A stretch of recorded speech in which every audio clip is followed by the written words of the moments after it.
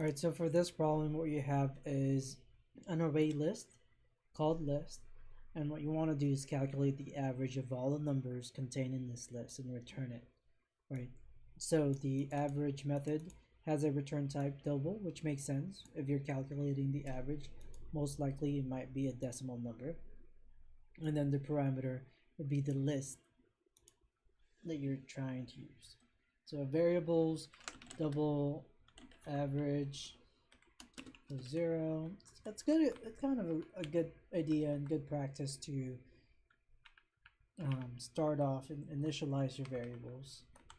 And then this is a very typical array list traversal, which means you want to visit every single element in the list. So it's natural to kind of use a regular for loop, even an enhanced for loop if you like that. So we're going to go from 0, that's the first index. The last index should be just before the last one, which is, up to the size of the list. And then we're just going to go one by one. And then here what we're going to do is we're going to add to the average. So whatever the current average is, or whatever's there, we're going to add an element. Add elements together. So we're going to accumulate all these numbers in the list. And then finally, we're going to calculate the average.